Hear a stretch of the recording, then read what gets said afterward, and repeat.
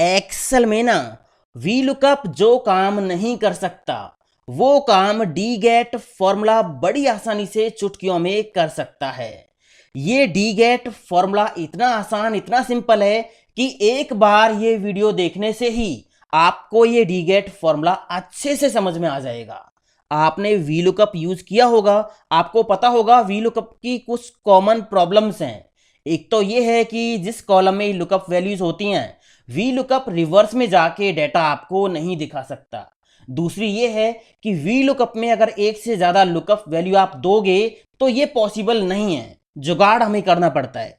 तीसरी चीज ये है कि अगर आपने वी लुकअप का कोई फॉर्मूला लगाया उसको आप पकड़ के ड्रैग एंड ड्रॉप नहीं कर सकते इस तरह से।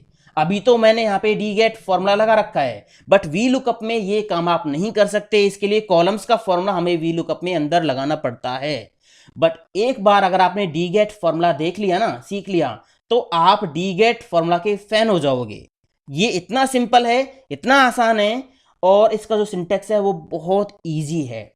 हाँ, ये जो प्रॉब्लम्स हैं वी लुकअप की ये सॉल्व हो जाएंगी अगर आप यूज करोगे एक्स लुकअप फॉर्मूला। बट सभी के पास लेटेस्ट वर्जन नहीं है एक्सेल का जिसमें आप एक्स लुकअप फॉर्मूला यूज कर पाओ। एक्स लुकअप फॉर्मूला का कंप्लीट ट्यूटोरियल आई बटन पे मैंने दे रखा है, उसको आप सीख सकते हो। सारी समस्या सॉल्व कर देता है एक अकेला formula x lookup. But x lookup नहीं है तो आप आ जाइए डी गेट फॉर्मूला पे। मैं हूं दीपक, आपका दोस्त। Let's begin this topic.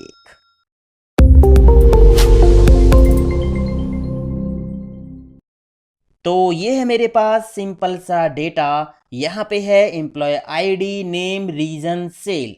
यहाँ पे हम बात करेंगे डी गेट फॉर्मूला कैसे काम करता है। जैसे वी लुकअप काम करता है ना, जो भी लुकअप वैल्यू आप वी लुकअप में देते हो उसको डेटा में सर्च करके जो भी डेटा चाहिए निकाल के आपको वी लुकअप दे देता है। सेम उसी तरह ये डी गेट फॉर्मूला काम करता है। यहाँ पे हम वी लुकअप के बारे में डिस्कस नहीं करेंगे, सीधा बात करेंगे डी गेट फॉर्मूले की। तो देखिए यहाँ पे मैंने एम्प्लॉय आईडी लिखी है। अब हम ये चाहते हैं कि डी गेट फॉर्मूला हमें उस एम्प्लॉय आईडी की सेल बताए कितनी है। तो यहाँ पे हम लगाएंगे D get formula equal D get, bracket open.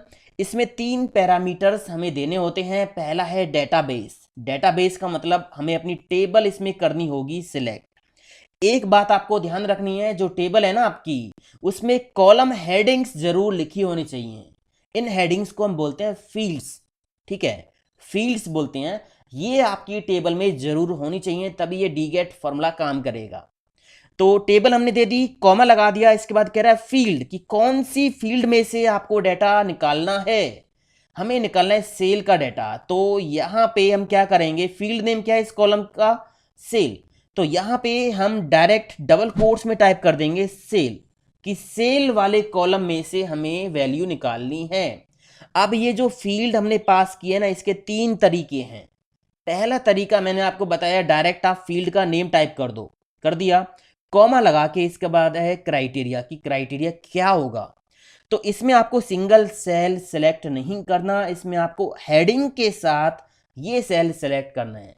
इसका मतलब डी गेट फॉर्मूला को पता चलेगा कि एम्प्लॉय आईडी वाले कॉलम में ये वैल्यू सर्च कर दी है, ठीक है ना। अब ये ध्यान रखना है कि यहाँ पे जो ये फील्ड का नेम आपने टाइप किया है ये बिल्कुल आपके डेटा में जो फील्ड का नेम है उससे मैच होनी चाहिए। स्पेलिंग मिस्टेक होगी तो फॉर्मूला काम नहीं करेगा। ब्रैकेट बंद करके एंटर प्रेस करेंगे तो यहाँ पे देखिए 104 आईडी का जो डेटा है, जो सेल है, वो दिखाया है डी गेट फॉर्मूला ने 12,000। चेक करते हैं क्या सही है। 104 आईडी ये रही और इसकी सेल कितनी है, 12,000, बिल्कुल सही है। यहाँ पे मैंने टाइप किया 102 एंटर प्रेस किया तो 102 की सेल है 4300। तो यहाँ पे 102 आईडी ये रही, इसकी सेल कितनी है, 4300। तो बिल्कुल ये सही काम कर रहा है ना। अब मैंने यहाँ पे डबल क्लिक किया, ये जो फील्ड का नेम मैंने डायरेक्ट टाइप कर दिया था इसको आप डायरेक्ट टाइप ना करके कॉलम नंबर भी लिख सकते हो। मैंने अभी यहाँ से हटा दिया है, कॉलम नंबर भी लिख सकते हो। अभी मैंने जो टेबल सेलेक्ट की है उसमें ये जो सेल वाला कॉलम है जहां से हमें वैल्यू निकालनी है, कौन सा कॉलम है, 4th कॉलम है, फर्स्ट, सेकेंड, थर्ड, फोर्थ। तो यहाँ पे डायरेक्ट हम 4 टाइप कर देंगे, एंटर प्रेस करेंगे तो भी ये प्रॉपर वर्क करेगा। तीसरा तरीका यहाँ पे क्या होगा, आप 4 को हटा के सेल रेफरेंस भी टाइप कर सकते हो। सेल, इस फील्ड का सेल रेफरेंस, तो ये क्या होगा, सेल रेफरेंस E2, या फिर डायरेक्ट आप इस पर क्लिक कर दीजिए, E2 यहाँ पे आ गया है, तो ये समझ जाएगा कि E2 वाले कॉलम से वैल्यू आपको निकालनी है इस फील्ड वाले कॉलम से। एंटर प्रेस करेंगे तो ये देखिए तीनों ही केसेस में ये प्रॉपर सही तरीके से काम कर रहा है। समझ आ गया इतना। अब देखिए मैंने क्या किया, इन हेडिंग्स को कॉपी किया, यहाँ पे पेस्ट कर लिया, कंट्रोल V। यहाँ पे मैं एम्प्लॉय आईडी लिखूंगा, एक ही बार में सभी का डाटा हमें निकालना है। तो कैसे निकालेंगे, देखिए यहाँ पे मैंने आईडी टाइप कर दी 103, यहाँ पे हम लगाएंगे formula equal dget bracket open. सबसे पहले हमें देना होगा डेटाबेस, मतलब अपनी टेबल हेडिंग्स के साथ, कॉमा लगा देंगे। उसके बाद यहाँ पे हमें देना है फील्ड का नेम, कौन सी फील्ड का डाटा आपको यहाँ पे चाहिए, हमें यहाँ पे चाहिए नेम वाली फील्ड का। तो हम क्या करेंगे, हम यहाँ पे डायरेक्ट इस सेल को सिलेक्ट कर देंगे, फील्ड नेम हमने कर दिया सिलेक्ट, कॉमा लगा देंगे। उसके बाद कह रहा है क्राइटेरिया क्या होगा, क्राइटेरिया हमारा होगा एम्प्लॉय आईडी में ये नीचे वाले सेल की वैल्यू चेक करनी है। ठीक है, अब यहां पे हम क्या कर रहे हैं, हम नेम के लिए फॉर्मूला लगा रहे हैं, इसको बाद में आगे हम ड्रैग एंड ड्रॉप करेंगे। तो इस केस में हम क्या करेंगे, ये जो टेबल है, जो डेटाबेस है, इसको लॉक कर देंगे, लॉक कर दिया।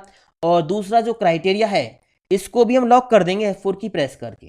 ठीक है, टेबल हमारी लॉक हो गई, ये क्राइटेरिया लॉक हो गया। तो यहां पे जो फॉर्मूला होगा अगर उसको पकड़ के मैं आगे ड्रैग करूंगा तो ये जो C2 का रेफरेंस है, ये जो नेम है इसका रेफरेंस है, ये चेंज हो जाएगा। अगर मैं यहां से सेल से फॉर्मूला को अगले सेल में ड्रैग करूंगा तो ये C2 से D2 हो जाएगा, तो ऑटोमेटिक यहां पे फील्ड का नेम आ जाएगा। एंटर प्रेस मैंने किया, यहां पे आ गया, इसको पकड़ के ड्रैग एंड ड्रॉप कर देंगे तो ये देखिए काम हो गया, बस इतना सा काम था, है ना। तो अब यहाँ पे आप चेंज करके देख लीजिए, आईडी मैंने लिखा 109, एंटर प्रेस किया तो यहाँ पे देखिए 109 का पूरा डाटा निकल के आ गया, 109 का पूरा डाटा, नेम 10 नॉर्थ 17,000 आ गया ना। इस तरह से ये फॉर्मूला काम करता है।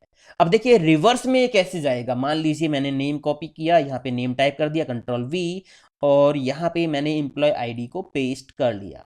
अब जो भी नेम मैं यहाँ पे टाइप करूँ, मैंने यहाँ पे नेम 2 टाइप कर दिया, जो भी नेम मैं टाइप करूँ तो ये डीगेट फॉर्मूला उसके रिवर्स में जाके आईडी हमें निकाल के दे दे। तो कैसे लगाएंगे, इक्वल डीगेट ब्रैकेट ओपन, डेटाबेस में हम कर देंगे अपना डाटा सिलेक्ट, कॉमा, इसके बाद फील्ड, कहां से डाटा आपको निकालना है उस फील्ड का नेम दो। अब नेम देने के 3 तरीके हैं, तीनों मैंने आपको बता दिए हैं। तो अभी मैं क्या करूंगा, यहाँ पे ये कॉलम नंबर टाइप कर दूंगा, मुझे पहले कॉलम से वैल्यू निकालनी है तो मैंने 1 टाइप कर दिया। आप रेफरेंस भी दे सकते हो, आप डायरेक्ट डबल कोट्स में EMP ID भी लिख सकते हो। ठीक है, बस ये ध्यान रखना है आपको, अगर आपको डबल कोट्स में जो है EMP ID लिखोगे तो सेम स्पेलिंग आपको टाइप करनी है। ठीक है, कॉमा लगा दिया। क्राइटेरिया क्या होगा, क्राइटेरिया है नेम वाले कॉलम में हमें ये वैल्यू चेक करनी है, ब्रैकेट बंद करके एंटर प्रेस करेंगे तो यहाँ पे काम हो गया। देखिए नेम 2 जो वैल्यू है इसकी आईडी कितनी है, 101। अगर मैं इसको चेंज करूंगा, मैंने यहाँ पे टाइप कर दिया नेम 10, एंटर प्रेस किया तो नेम 10 की आईडी कहाँ पे है, नेम 10 सर्च किया इसने, ये रहा, रिवर्स में जाके इसकी आईडी निकाल के आपको दे दी 109। अगर हमें एक से ज्यादा क्राइटेरिया डीगेट फॉर्मूला में देने हों तो फॉर्मूला कैसे लगाएंगे, देखिए मैंने क्या किया, इन दोनों हेडिंग्स को कॉपी कर लिया, कंट्रोल C, यहां पे कर लिया पेस्ट, कंट्रोल V। यहां पे हम 2 क्राइटेरिया देंगे, पहला होगा आईडी के लिए, दूसरा होगा नेम के लिए। आप यहां पे रीजन को भी ऐड कर सकते हो अगर आपको 3 क्राइटेरिया देने हैं तो। मैंने 2 लिए हैं। निकालना क्या है, सेल निकालनी है, तो मैंने इस हेडिंग को कॉपी किया, यहां पे पेस्ट कर लिया, कंट्रोल V। ठीक है, यहां पे हम लगाएंगे फॉर्मूला इक्वल डीगेट, डीगेट। सबसे पहले यहां पे हमें टेबल देनी होगी, तो टेबल हमने ये कर दी सिलेक्ट, कॉमा, उसके बाद कह रहा है फील्ड निकालना क्या है, सेल निकालनी है, तो हम क्या करेंगे, इस हेडिंग को कर देंगे सिलेक्ट, कॉमा, क्राइटेरिया कहां पे है, क्राइटेरिया हमारा यहां पे है। ठीक है, तो ये 2 हेडिंग्स और नीचे ये 2 सेल जहां पे हम क्राइटेरिया लिखेंगे ये हमने कर दिए सिलेक्ट। अगर यहाँ पे तीसरा रीजन भी आप लेते तो बस आपको रेंज कर देनी सिलेक्ट जहां पे आपके क्राइटेरिया होंगे, बस एंटर प्रेस कर देना, ये काम करेगा। मान लीजिए मैंने यहाँ पे आईडी लिखी 109, नेम लिखा मैंने यहाँ पे नेम 10, तो ये प्रॉपर उसका सही रिजल्ट दिखा रहा है, ठीक है ना, 1 से दिखाएगा, ठीक है। और अगर आप दूसरा यहाँ पे नेम टाइप नहीं करते हो तो ये आईडी से काम कर रहा है, और नेम टाइप कर दोगे तो ये फिर उससे काम करेगा। ये देखिए यहाँ पे नेम 10 है, आप यहाँ पे नेम 10 लिख सकते हो, ठीक है। मान लीजिए नेम में तो डुप्लीकेट वैल्यू हो सकती है ना, ठीक है। मान लीजिए यहाँ पे भी मैंने लिख दिया नेम 10, ठीक है, नेम 10 लिख दिया। और अब यहाँ पे क्या होगा, हमें जिसकी आईडी 109 है और जिसका नेम 10 है वो डेटा निकालना है। तो देखिए अब यहाँ पे 1700 आ रहा है, आईडी 109 नेम 10, ठीक है, आईडी 109 नेम 10, नेम 10 यहाँ पे है, यहाँ पे भी है। अगर मैं यहाँ पे आईडी चेंज कर देता हूँ, जिसकी आईडी 107 है और नेम 10 है, ठीक है, उसका डेटा निकालना है। तो देखिए आईडी 107 नेम 10 और यहाँ पे सेल निकल के आ गई है। तो ऐसे काम करता है ये डीगेट फॉर्मूला, बट इसमें आपको कुछ चीज़ें ध्यान रखनी है। पहली चीज़ तो ये कि जो आपका क्राइटेरिया है, जिस कॉलम में आपका क्राइटेरिया, उस कॉलम में यूनिक वैल्यूज होनी चाहिए, तभी ये रिजल्ट दिखाएगा। अगर डुप्लीकेट वैल्यू आ गई तो ये एरर दे देगा। अभी देखिए यहाँ पे 101 लिखा हुआ है ये रहा, और नीचे 101 है, 2 बार 101 लिखा हुआ है। अगर मैं यहाँ पे 101 आईडी एंटर करूंगा तो यहाँ पे देखिए नंबर एरर आ गया। इसका मतलब 101 जो आईडी है ना वो यहाँ पे रिपीट है, वो 2 बार है। तो ये इस डी गेट की कंडीशन है कि जिस कॉलम में आपका क्राइटेरिया आपको चेक कराना है वहां पे यूनिक वैल्यूज होनी चाहिए। डुप्लीकेट होंगी तो ये आपको एरर दे देगा, ठीक है। दूसरी चीज ये होगी कि मान लीजिए यहाँ पे नेम 10 के लिए आपने इंप्लॉय आईडी निकाली, अगर आप यहाँ पे चाहो कि नेम 9 या नेम 9, इसके लिए भी आप यहाँ पे इंप्लॉय आईडी निकालो, तो इस फॉर्मूला को आप नीचे ड्रैग कर दोगे, काम हो जाएगा। ऐसे यहाँ पे काम नहीं होने वाला। यहाँ पे आप डबल क्लिक करोगे तो देखिए टेबल नीचे खिसक गई, इसको हम लॉक कर सकते थे, और जो क्राइटेरिया था वो नीचे खिसक गया, इसको हम लॉक कर सकते थे। अगर क्राइटेरिया को हम लॉक करते तो नेम और यहाँ पे नेम 10 वैल्यू लेता। अब क्राइटेरिया नीचे खिसक गया तो एक तरीके से ये फील्ड का नेम हो गया नेम 10। अब यहाँ पे नेम 10, नेम से तो कोई फील्ड है ही नहीं, है ना। तो मतलब कहने का ये है कि ये सिंगल रिकॉर्ड सर्च करने के लिए फॉर्मूला बनाया गया है। अगर आपको इस तरह से मल्टीपल वैल्यूज के लिए रिकॉर्ड सर्च करनी है तो वी लुकअप पे आप जा सकते हो, या बाकी दूसरे फॉर्मूलेज हैं उनके लिए आप जा सकते हो, ठीक है ना। तो ये चीज़ें हैं आपको ध्यान रखनी है। अब यहाँ पे देखिए एरर आ गया, आप इस एरर को हटा सकते हो। यहाँ पे आप लिखोगे if error bracket open, last में आप जाइए कॉमा लगा दीजिए, डबल कोट्स में टाइप कर दीजिए डुप्लीकेट्स फाउंड, ठीक है। इस तरह से आपने ये मैसेज टाइप कर दिया, ब्रैकेट बंद करके एंटर प्रेस कर दिया। अब इस केस में ये आपको बता देगा डुप्लीकेट्स फाउंड, मतलब ये जो वैल्यू है वो एक से ज़्यादा बार आपके डेटाबेस में लिखी हुई है।